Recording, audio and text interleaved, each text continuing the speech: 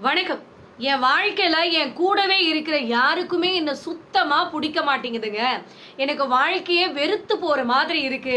யாருக்குமே புடிக்காத ஒரு வாழ்க்கைய நம்ம வாழ்ந்து என்னதான் பண்ண போறோம் அப்படின்னு, உங்க வாழ்க்கையில நீங்க வருத்தப்பட்டுக்கிட்டே இருக்கீங்க அப்படின்னா, இந்த வீடியோ பதிவு உங்களுக்காக தான். வீடியோவ ஸ்கிப் பண்ணாம முழுசா பாருங்க. முதல்ல ஒரு விஷயத்த யோசிச்சு பாருங்களேன். எல்லாருக்கும் புடிச்ச மாதிரி நீங்க வாழணும் அப்படின்னா, நீங்க என்ன கடையில விக்கிற பொம்மையா? யோசிச்சு பாருங்க. இல்ல சந்தையில விக்கிற பொம்மையா, இல்ல எக்ஸிபிஷனா உங்கள எல்லாருக்கும் புடிக்கணும் அப்படிங்கிறதுக்காக. யோசிச்சு பாருங்க. அடுத்தவங்களுக்கு புடிக்கணும் அப்படிங்கிறதுக்காக நீங்க ஒரு நாளும் தயவு செஞ்சு வாழாதீங்க. இது உங்க வாழ்க்கைங்க. அடுத்தவங்களுக்கு புடிச்சாலும் சரி, புடிக்கலனாலும் சரி, உங்க வாழ்க்கைய கடைசி வரைக்கும் நீங்க தான் வாழப் போறீங்க. உங்களுக்கு பதிலா அடுத்தவங்க வந்து வாழப் போறாங்களா? யோசிச்சு பாருங்க. அடுத்தவங்களுக்கு புடிக்கணும் அப்படிங்கிறதுக்காக உங்கள நீங்களே பல விஷயத்துல மாத்தி பார்த்திருப்பீங்க. ஆனா கடைசியில அவங்களுக்கு புடிக்காத ஒரு சின்ன விஷயத்த நீங்க செஞ்சிருந்தா கூட, நீங்க கெட்டவங்க. உங்கள அவங்களுக்கு புடிக்காது அப்படின்னு உதறி தள்ளிட்டு போய்க்கிட்டே இருப்பாங்க. முடிஞ்ச வரைக்கும் சொல்றேங்க. அடுத்தவங்களுக்காக உங்களோட வாழ்க்கைய நீங்க வாழாதீங்க. உங்களுக்கு புடிச்ச மாதிரி வாழ ஆரம்பிங்க. அதுதான் கடைசி வரைக்கும் உங்களுக்கு நிலைக்கும். அடுத்தவங்களோட பார்வைக்கு நீங்க தப்பா தெரியிறீங்க, கெட்டவங்களா தெரியிறீங்க அப்படின்னா, அது அவங்களுடைய தப்பு. இது உங்களுடைய தப்பு கிடையாது அப்படிங்கிறத புரிஞ்சுக்கோங்க. ஏங்கும்போது கிடைக்காத இந்த வாழ்க்கையில கிடைக்காத ஒரு அன்பும், பாசமும், ஏதாவது ஒரு பொருளா இருக்கட்டும், உறவுகளா இருக்கட்டும், இது எல்லாமே நாம ஏங்கும்போது கிடைக்காத அந்த ஒரு பொருள், நம்மளுடைய ஏக்கம் முடிஞ்சதுக்கு அப்புறம் எத்தனை தடவை நம்மளுக்கு கிடைச்சாலும் அது பிரயோஜனமே கிடையாதுங்க. நெறைய பேரோட வாழ்க்கையில நான் பார்த்துருக்கேன். ஏன் என்னோட லைஃப்லயே நெறைய எக்ஸ்பீரியன்ஸ் நான் அனுபவப்பட்டிருக்கேன். என்னன்னா, நமக்கு ரொம்ப ஆசையா இருக்கும் அந்த விஷயத்த நாம அனுபவிக்கணும். இல்ல ஏதாவது ஒரு பொருள சாப்பிடணும்னு கூட வச்சுக்கோங்களேன். அது வேணும் அப்படின்னு ஆசைப்படுவோம். ஆனா, நமக்கு பசியே முடிஞ்சு போயிருக்கும். இல்ல அந்த பொருள் மேல இருக்கிற அந்த ஆசையே நம்மளுக்கு இல்லாம போயிருந்திருக்கும். அதுக்கப்புறம் எத்தன தடவ கிடைச்சாலும், அந்த முதல் தடவ இருந்த அந்த எக்ஸைட்மென்ட் இருக்கு பார்த்தீங்களா? அது கடைசி வரைக்கும் நம்மளுக்கு கிடைக்கவே கிடைக்காது. இதுதான் மனுஷனோட வாழ்க்கை. ஸோ, யாருக்குமே சரிங்க. அவங்க பசியோட இருக்கும்போது போய் நீங்க அந்த உணவு குடுத்தா தான், அவங்க அத ரசிச்சு, ருசிச்சு சாப்பிடுவாங்க. அதே மாதிரி தான் ஏக்கத்துல இருக்கும்போது ஒருத்தவங்களுக்கு அன்பு கொடுத்தீங்கன்னா மட்டும் தான், அத அவங்க அனுபவிச்சு சந்தோஷமா வாழுவாங்க. அத அவங்க வெறுத்துட்டாங்கன்னு வச்சுக்கோங்களேன், அதுக்கப்புறம் நீங்க எத்தன தடவ போய் அன்பையும், பாசத்தையும் கொட்டி தீர்த்தீங்கன்னாலும், அத அவங்க பெருசா அத ரசிக்கவும் மாட்டாங்க, அத என்ஜாய் பண்ணவும் மாட்டாங்க. இதுதான் மனுஷனோட வாழ்க்கை. தயவு செஞ்சு புரிஞ்சுக்கோங்க. யார நாம ஒரு இடத்துல உதாசீனப்படுத்தி தூக்கி எறிஞ்சுட்டு போறோமோ, நல்லா ஞாபகம் வச்சுக்கோங்க. உங்களுக்கு வேணாம் அப்படின்னு ஒருத்தவங்கள எந்த இடத்துல உதாசீனப்படுத்திட்டு போறீங்களோ, அதே மனுஷங்க கிட்ட ஏதாவது ஒரு தேவைக்காக நீங்க போய் கை கட்டி நிக்கக்கூடிய அந்த ஒரு சூழ்நிலைக்கு இந்த காலம் கண்டிப்பா ஒரு நாள் உங்கள தள்ளிடும். அதனால சிறு துரும்பும் பல்குத்த உதவும் அப்படின்னு சொல்லுவாங்க பாத்தீங்களா? உங்க வாழ்க்கையில யாரையுமே தப்பா நினைச்சு உதாசீனமா தூக்கி போட்றாதீங்க. எல்லாரும் ஏதாவது ஒரு சிச்சுவேஷன்ல நம்மளுக்கு கண்டிப்பா உதவுவாங்க அப்படிங்கிறத புரிஞ்சுக்கோங்க. மனுஷங்க கிட்ட எப்ப பார்த்தாலும் வெறுப்பையே கொட்டி தீர்க்காதீங்க. உங்களுக்கு தேவை அப்படின்னு அவங்க கிட்ட பல்ல இளிச்சுக்கிட்டு போய் நின்னீங்கன்னு வச்சுக்கோங்களேன், காரி நம்ம மூஞ்சில துப்பாத குறையா நம்மள மேலேயும் கீழேயும் ஒரு பார்வை பார்ப்பாங்க. முடிஞ்ச வரைக்கும் யாரையும் உதாசீனப்படுத்தாதீங்க. கண்டிப்பா அவங்க கிட்ட போய் கை கட்டி நிக்கக்கூடிய ஒரு சிச்சுவேஷன் உங்களுக்கு வரும். அன்னைக்கு ரொம்ப கஷ்டப்படுவீங்க. புரிஞ்சு நடந்துக்கோங்க. இங்க நிதானமா காத்துருங்க. உங்களுடைய வாழ்க்கையில உங்களுடைய எண்ணங்கள் யாருக்கும் கெட்டத நினைக்காத அந்த மனசு உங்களுக்கு இருக்கிற பட்சத்துல, கண்டிப்பா நீங்க நெனச்ச அத்தன விஷயமும் உங்க கை கூடி வரும். கவலைப்பட்டுட்டு உட்கார்ந்திருக்காதீங்க. கொஞ்சம் பொறுமை தான் தேவை. இங்க நெறைய பேர்கிட்ட இல்லாத ஒரு விஷயம் அதுதான். ஒண்ணு நடக்கலையா, உடனே அவசரப்படுறது, வார்த்தைகள விடுறது, மனசு உடைஞ்சு போய் உட்கார்ந்து ஏதாவது ஒரு தப்பான ஒரு முடிவு எடுக்கிறது. தயவு செஞ்சு இதையெல்லாம் மாத்திக்கோங்க. கண்டிப்பா சொல்றேன். நம்மளோட வாழ்க்கையில அற்புதமான விஷயங்கள்லாம் நடக்கிறதுக்கு ஒரு நிமிஷம் போதுங்க. அதனால இப்படியே வாழ்க்கை போயிடுமா அப்படின்லாம் நினைச்சிட்டு இருக்காதீங்க. கண்டிப்பா சொல்றேன். நம்மளுடைய வாழ்க்கை ஒரு நாள் மாறும் அப்படிங்கிற நம்பிக்கையோட முயற்சி பண்ணிக்கிட்டே இருங்க. கண்டிப்பா நீங்க ஜெயிச்சிருவீங்க. இங்க தேவையில்லாம என்கிட்ட பேசாத அப்படின்னு ஒரு சிலர் நம்ம கிட்ட சொல்லுவாங்க பாத்தீங்களா? அந்த வார்த்தையில இருக்கக்கூடிய வலி நமக்கு தெரியுங்க. நம்ம யார்கிட்டயும் போய் தேவையில்லாமலாம் பேச மாட்டோம். அவங்க தேவை அவங்க நமக்கு வேணும் அப்படிங்கிறதுக்காக தான் அவங்க கிட்ட போய் நம்ம மணிக்கணக்கில் பேசணும்னு நினைப்போம். இல்லை அவங்கள நம்மளை உதாசீனப்படுத்திட்டு போயிட்டாங்க அப்படின்னாலும் அவங்க நமக்கு தேவையா? அவங்க தான் நமக்கு வந்து நம்மளை உதாசீனப்படுத்திட்டு போயிட்டாங்க அப்படின்னாலும் நமக்கு அவங்க தேவை அப்படின்னு இழுத்து பிடிக்கிற அந்த உறவுகள் நாமளா தான் நிறைய நேரத்தில் இருப்போங்க. அந்த மாதிரியான ஒரு சூழ்நிலையில நீங்க இருக்கீங்க அப்படின்னா மறக்காம கமெண்ட் பண்ணுங்க. இங்க கோபம் வரும்போது உங்க வாழ்க்கையில ஏதாவது ஒரு சுச்சுவேஷன்ல கோவப்பட்டுறீங்கன்னு வச்சுக்கோங்களேன். அந்த மாதிரி கோபமான ஒரு சூழ்நிலையில தலை குனிஞ்சு நடக்கக்கூடிய அந்த மனுஷன் வாழ்க்கையில எப்பயுமே தலை நிமிர்ந்து நடப்பாங்க. ஸோ என்னைக்குமே கோபம் வரும்போது யார் ஒருத்தன் தலை நிமிர்ந்து நடந்துக்கிட்டு போறானோ அவன் வாழ்க்கையில தலை குனிஞ்சு போற ஒரு நிலைமைக்கு தள்ளப்படுவாங்க.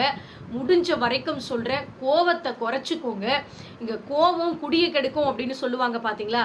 சத்தியமான உண்மை இதுதான். கோபத்துல நம்ம ஏதாவது வார்த்தைகளை அள்ளி இறைச்சிருவோம்.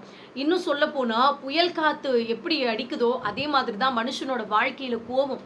ஸோ அதை அடிச்சு முடிச்சதுக்கு அப்புறம் தான் அதனால அந்த விளைந்த அந்த பிரச்சனைகள் பின் விளைவுகள்லாம் புயல் வந்து முடிஞ்சதுக்கு அப்புறம் பார்த்தீங்கன்னா எல்லாம் கண்ட இடத்துல பிச்சு போய் கிடக்கும். மரமா இருக்கட்டும், வீடா இருக்கட்டும், எல்லாமே சாஞ்சு போய் கிடக்கும். பார்த்தீங்களா? அதே மாதிரி தான் மனுஷ வாழ்க்கையில கோவம் அப்படிங்கிற ஒரு விஷயம் வரும்போது தெரியாதுங்க. அது எல்லாம் நின்று முடியும் போது தான் நம்ம எத்தனை பேத்த காயப்படுத்தியிருக்கோம், எத்தனை பேரோட மனசை குத்தி ரணப்படுத்தியிருக்கோம் அப்படிங்கிறது அந்த கோவம் தணிஞ்சதுக்கு அப்புறம் தான் நமக்கே புரிய ஆரம்பிக்கும். அதனால முடிஞ்ச வரைக்கும் கோவத்துல நிதானம் இழக்காதீங்க. நிதானம் இழந்துட்டீங்க அப்படின்னா நீங்க தலை குனிஞ்சு போறத உங்களாலையும் மாற்ற முடியாது, யாராலையும் மாற்ற முடியாது. ஞாபகம் வச்சுக்கோங்க.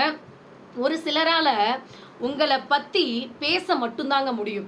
ஸோ உங்களை பத்தி எப்ப பார்த்தாலும் குறை சொல்லிக்கிட்டே இருக்காங்க அப்படின்னா அவங்களால அதை மட்டும்தான் செய்ய முடியும். உங்க நிழலை கூட டச் பண்ணி பார்க்க முடியாது அவங்களால.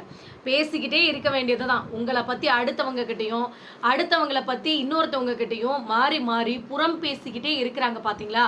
அவங்களால உங்க வாழ்க்கையில ஒண்ணுமே பண்ண முடியாது, உங்களை தொட்டு கூட பார்க்க முடியாது அப்படிங்கிறது தான் உண்மை.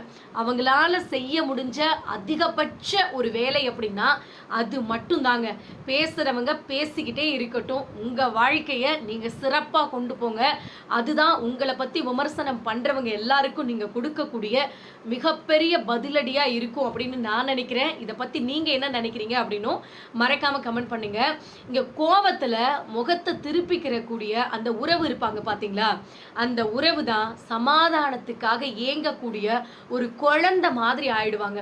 நல்லா யோசிச்சு பாருங்க. கோபத்துல நான் உங்ககிட்ட பேச மாட்டேன் அப்படின்னு கொஞ்சம் முகத்தை திருப்பிட்டு போவாங்க. ஆனா அவங்களுடைய அதிகபட்ச ஆசை என்னவா இருக்கும்னு கேட்டீங்கன்னா, நாம கோபத்துல முகத்தை திருப்பிக்கிட்டு பேசாம இருந்தாலாச்சும் அவங்க நம்ம கிட்ட வழியின வந்து பேசுவாங்களா, அவங்களா நம்ம கிட்ட வந்து பேசுவாங்களா, அந்த எதிர்பார்ப்புகள் தான் இங்க நிறைய பேருக்கு இருக்குதுங்க. நான் கூட அப்படித்தாங்க. சண்டை போட்டுக்கிட்டேன் அப்படின்னா யார்கிட்டையும் வழினா போய் பேசக்கூடாது, ஏன் என் கணவர்கிட்டயே நம்ம போய் பேசக்கூடாது, அவங்களா நம்ம கிட்ட வந்து பேசணும் அப்படிங்கிற அது வந்து ஈகோ கிடையாதுங்க. நிறைய இடத்துல ஈகோ பிடிச்சிக்கிட்டு நம்ம வந்து பேசாம இருக்கோம் அப்படின்னு நினைப்பாங்க. அது ஈகோவே கிடையாது. அன்பினுடைய வெளிப்பாடு அவங்க கிட்ட இருந்து நம்மளுக்கு கிடைக்கணும் அப்படிங்கிற ஒரு எக்ஸ்பெக்டேஷன்ஸ் தான் இந்த கோபத்துல முகத்தை திருப்பிக்கிறது.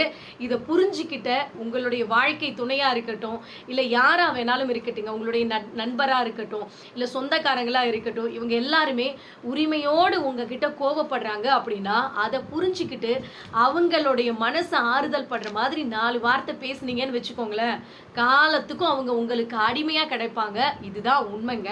இங்க வாழ்க்கையில நீங்க எதிர்கொள்ளக்கூடிய ஒரு கஷ்டமான சூழ்நிலை, வாழ்க்கையே முடிஞ்சு போயிடும் அப்படிங்கிற மாதிரியான நொறுங்கி போயிடும் உங்க மனசு. அந்த மாதிரியான சிச்சுவேஷன் உங்களுக்கு வந்துச்சு அப்படின்னா எதுக்காக வருது அப்படிங்கிறத புரிஞ்சுக்கோங்க. அந்த மாதிரி கஷ்டமான சூழ்நிலை வரும்போது தான் உங்க வாழ்க்கையில உங்க கூடவே இருந்த இத்தனை நாளா போலியா நடிச்சுக்கிட்டு இருந்த ஒரு நண்பனுடைய அந்த முகத்திரைய வெளிச்சம் போட்டு காட்டக்கூடிய ஒரு சிச்சுவேஷன் அந்த நேரத்துல தான் உங்கள் மனசே நொறுங்கி போயிடும். நிறைய பேருக்கு காசு பணம் போனாலும் பெருசாக கவலைப்பட மாட்டாங்க. ஆனால் தான் கூடவே பழகுன இந்த மனுஷங்க இவ்வளோ பெரிய துரோகியா அப்படின்னு அது நினச்சி பார்க்கும்போது தான் மனசு உடைஞ்சு போய் உட்கார்ந்துருவாங்க. இதுக்கு மேலே மனசு உடைஞ்சு போய் உட்காராதீங்க.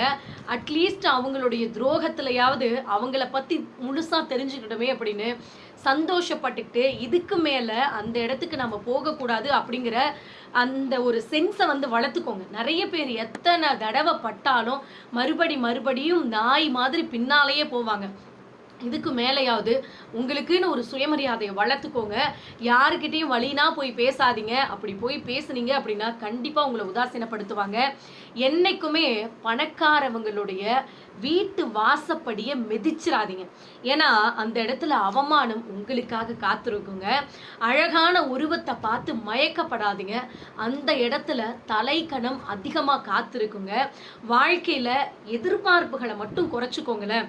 உங்களை நோக்கி எது வருதோ அதை ஏற்றுக்கிட்டு அப்படியே வாழணும் அப்படிங்கிற அந்த ஒரு மைண்ட் செட்டை மட்டும் உருவாக்கிக்கோங்க. உங்கள் வாழ்க்கை நிம்மதியாக சந்தோஷமாக போய்கிட்டே இருக்கும். நம்மளோட சப்ஸ்கிரைபர்ஸ் நிறைய பேர் வந்து ஃபோன் நம்பர் கொடுங்க, உங்ககிட்ட கவுன்சிலிங் பண்ணணும், வரணும், ஒரு சில அட்வைஸ்லாம் உங்ககிட்ட கேட்கணும் அப்படின்னு நிறைய பேர் கமெண்ட்ல வந்து சொல்றீங்க. உங்களுக்கு நான் மெயில் ஐடி அனுப்பிச்சிருக்க நிறைய பேர் வந்து மறுபடி ஃபோன் நம்பரே கேட்குறீங்க. தயவு செஞ்சு சொல்கிறேன், என்னோட மெயில் ஐடிக்கு நீங்கள் மெயில் பண்ணுங்க. அதுக்கப்புறம் நான் கண்டிப்பாக உங்ககிட்ட பேசுறதுக்கு தயாராக தான் இருக்கேன். இன்னும் சொல்ல போனால் இந்த மெம்பர்ஷிப் அப்படின்னு ஒன்று இருக்குது பார்த்தீங்களா, இதில் ஜாயின் பண்ணிக்கோங்க. நான் இது வந்து உங்ககிட்ட வந்து டைரெக்டாக சேட் பண்ணணும், பேசணும் அப்படின்னா நீங்கள் மெம்பர்ஷிப்பில் ஜாயின் பண்ணுங்கள். கண்டிப்பாக நாம் பேசலாம். உங்களுக்கான ஆலோசனைகள் கண்டிப்பாக நான் வழங்குறதுக்கு தயாராக இருக்கிறேன். அதே மாதிரி ஒருத்தர் வந்து சொன்னாங்க, நீங்கள் எப்போ பார்த்தாலும் நெகட்டிவான கமெண்ட் வந்து போட்டுகிட்டே இருக்கீங்க, உங்ககிட்ட பேசணும் அப்படின்னு நினச்சா ஃபோன் நம்பர் கொடுக்க மாட்டேங்கிறீங்க, வேணா அக்கௌண்ட் நம்பர் கொடுங்க, நான் பணம் போட்டு விடுறேன் அப்படின்னு சொல்கிறாங்க. ஸோ உங்ககிட்ட நான் ஒரே ஒரு விஷயம் தான் சொல்லணும். இங்கே நம்மளுக்கு 100 கமெண்ட் வருது அப்படின்னா அதில் உங்களை மாதிரி ஒருத்தர் தான் பேசுகிறாங்க. அதாவது நெகட்டிவான கமெண்ட்ஸ் வந்து யாராவது ஒருத்தர் தான் வந்து சொல்கிறீங்க. ஸோ உங்களுக்காக ஒரே ஒரு விஷயம் என்ன நான் சொல்கிறேன் அப்படின்னா, நான் பணத்துக்காக இந்த வீடியோ பதிவு போடுறதே கிடையாது. தெளிவாக புரிஞ்சுக்கோங்க. அப்புறம் ஏங்க மெம்பர்ஷிப்பில் ஜாயின் பண்ண சொல்கிறீங்க அப்படின்னா, மெம்பர்ஷிப் அப்படிங்கிறது கம்மி ரேட்ல இருந்தே ஸ்டார்ட் ஆகுதுங்க. நீங்கள் வந்து என் கூட பேசணும் அப்படின்னா மெம்பர்ஷிப்பில் ஜாயின் பண்ணீங்க அப்படின்னா அது ஒரு ப்ராசஸ் மாதிரி நம்ம பேசலாம். அதை விட்டுட்டு நான் ஃபோன் நம்பர் கொடுக்குறேன் அப்படின்னா அதில் நிறைய பேர் அந்த ஃபோன் நம்பரை எடுத்து மிஸ்யூஸ் பண்ணுறதுக்கு சான்ஸ் இருக்குது. அந்த ஒரே ரீசனுக்காக தான் நான் இப்படி ஒரு வழியை வந்து உங்ககிட்ட சொல்லிக்கிட்டு இருக்கேன். ஸோ புரிஞ்சுக்கோங்க, நான் பணத்துக்காகலாம் இந்த வீடியோஸை போட்டுக்கிட்டு டைம் உட்காந்துக்கிட்டு ரொம்ப நேரம் இழுத்துக்கிட்டுலாம் பேசிகிட்டு இருக்கேன் அப்படின்னு நினைக்காதீங்க. நான் வந்து ஒரு எம்எஸ்சி எம்ஃபில் முடிச்சிருக்கேன். நான் காலேஜில் வந்து லெக்சரராக ஒர்க் பண்ணிட்டு இருந்தேன். இப்போ வந்து குழந்தை இருக்கிறதுனால நான் வீட்டில் இருக்கேன். ப்ளஸ் நான் இப்போ மேடை பேச்சாளராக இருக்கிறதுனால மேடைக்கும் போய்கிட்டு நான் வீடியோஸ் வந்து எதுக்காக போட்டுட்ருக்கேன். எந்த நேரம் எந்த வேலை இருந்தாலும் இந்த யூடியூப்பில் வந்து ஒன்றும் பெருசாலாம் எனக்கு இன்கம் எதுவும் வர்றது கிடையாதுங்க. ஸோ ஒரு மந்த் வரும், இன்னொரு மந்த் வராமல் இருக்கும், 2 மாதம் கூட நம்மளுக்கு வந்து அமௌண்ட் வராமல் இருக்கும். ஆனாலும் நான் ரெகுலராக வீடியோஸ் போடுறேன் அப்படின்னா நம்மளோட சப்ஸ்கிரைபர்ஸ் ஒரு எதிர்பார்ப்போட டெய்லி நமக்கான வீடியோஸ்க்காக காத்திருப்பாங்க. அப்படிங்கிறதுக்காக தான் நான் ரெகுலராக இந்த வீடியோஸை வந்து போட்டுட்ருக்கேன். பணத்தை மெயினாக வச்சு மட்டுமே நான் வீடியோ பதிவு போடுறது கிடையாதுங்க. இது உண்மை அப்படிங்கிறது தான் என்னுடைய கருத்து. நம்மளோட வீடியோ பதிவு உங்களுக்கு பயனுள்ளதாக இருக்குது அப்படின்னா மறக்காமல் கமெண்ட் பண்ணுங்கள், ஷேர் பண்ணுங்கள், சப்ஸ்கிரைப் பண்ணுங்கள். நன்றி, வணக்கம்.